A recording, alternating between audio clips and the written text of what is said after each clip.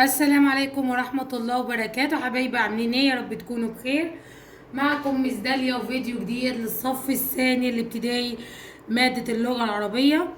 النهاردة هنشرح درس جديد بعنوان قصة أنا أستطيع. عندنا القصة بتبدأ: في فناء المدرسة وقف المعلم ليختار من التلاميذ فريقا لكرة القدم. يبقى عندنا في فناء المدرسة اللي هو الحوش بتاع المدرسة، وفي المدرس تمام زي ما احنا شايفين كده في الصورة. ادي المعلم تمام، وادي التلاميذ قدامه 4 تلاميذ، واقف عمال يختار من كل تلميذ. بيختار ايه بقى؟ بيختار فريق لكرة القدم. يبقى هو ليه موقف كل التلاميذ قدامه وعمال يختار منهم؟ قلنا علشان يعمل فريق لمين؟ لكرة القدم.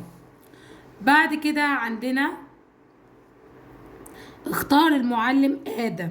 يبقى اختار مين أول تلميذ؟ آدم.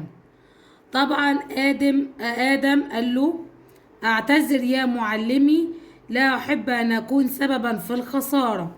يبقى هو آدم اعتذر للمدرس بتاعه وقال له: لا معلش يا معلمي، أنا مش هقدر يعني أدخل معاك في الفريق. طيب ليه حبيبي؟ علشان أنا مش عايز أكون يعني أكون سبب في خسارة الفريق. هو الفكرة إن هو آدم قلقان إن يكون إيه؟ يعني يكون السبب في الخسارة، يكون الفريق يخسر يعني بسببه وكده، شايف إن هو يعني مش كفاءة أو كده. بعد كده عندنا المدرس. قال المعلم: أنت نشيط وماهر يا آدم، وتستطيع تحقيق الفوز، كن واثقا. المعلم قال لآدم، قال له: على فكرة انت نشيط جدا وماهر تمام، وتقدر ان انت تفوز على فكرة، بس خليك واثق في نفسك وانت هتفوز تمام. طبعا كان آدم طبعا ما عندوش ثقة في نفسه، فعشان كده كان رافض جدا ان هو يدخل في الفريق. راح بعد كده هنشوف اللي حصل. نظر آدم فرأى صديقه زين يحرز هدفا في السلة. يبقى عندنا زين زي ما احنا شايفين في الصورة كده، يعني من ذوي الهمم أو ذوي الإرادة. طبعا يعني بيحرز الهدف اللي هو بتاع كرة السلة، بيلعب كرة سلة، فدخل عادي الكرة في السلة. ما قالش مثلا اصلا انا من ذوي الهمم يعني ما اقدرش ان انا ادخل هدف، او ان انا ما اقدرش ان انا العب تمام. لا عادي، ما همهوش، راح التدريب اتمرن واشتغل عادي جدا على نفسه، فبقي ماهر واثق من نفسه. فطبعا يعني فهو زي ما تقولوا ايه، خد يعني جرعة حماس من صاحبه مين اللي هو زين. تحمس آدم وقال لنفسه: أنا أستطيع، سأحاول. يبقى هو لما لقي صديقه زين يحرز هدف بكل سهولة في كرة السلة، فقال: طب خلاص أنا كمان هثق في نفسي وإن شاء الله هفوز تمام. وقال: أنا أستطيع، اللي هو يعني أنا أقدر إن أنا أفوز إن شاء الله.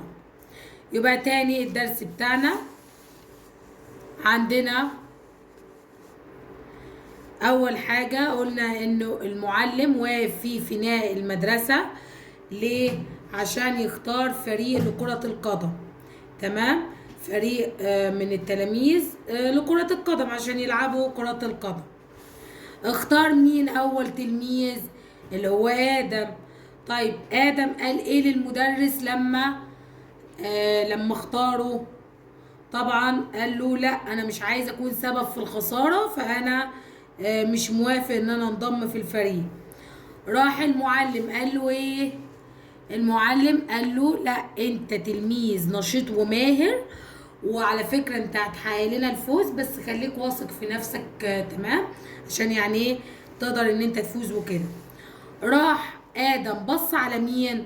بص على زميله اللي هو مين؟ اللي هو زين. شافه هو بيدخل هدف في السلة، اللي هو بيدخل الكرة في السلة يعني.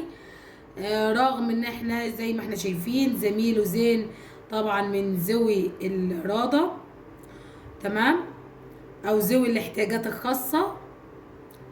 وطبعا هو وثق في نفسه وتحمس، قال لا يبقى انا برضو ان شاء الله هستطيع ان انا افوز زي زميلي زين بالظبط. تمام.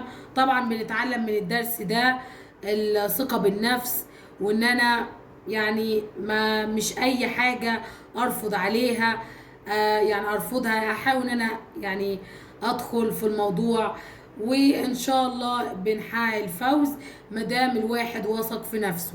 لكن لو انت مش واثق في نفسك مش هتقدر تحقق اي حاجة. تمام. الثقة بالنفس تصنع المعجزات.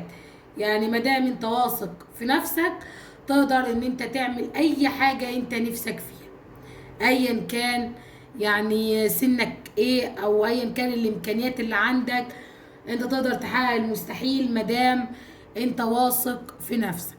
تمام. بعد كده ندخل في المعاني. عندنا الكلمة ومعناها. فناء يعني ساحة.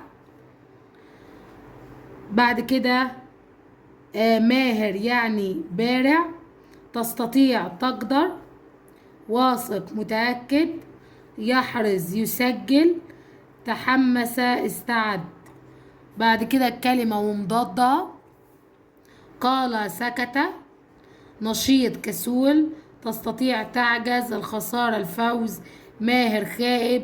واثق شاك، اللي هو يعني شاكك وكده في الموضوع، بدل ما تبقى متأكد انت بتبقى شاكك. بعد كده الكلمة وجمعها. فناء أفنية. مدرسة مدارس. معلم معلمون. تلميذ تلاميذ. فريق فرق. قدم أقدام. سبب أسباب. هدف أهداف. سلة سلال. بعد كده عندنا الكلمة ومفردها اللي هي كلمة التلاميذ، طبعا مفردها تلميذ.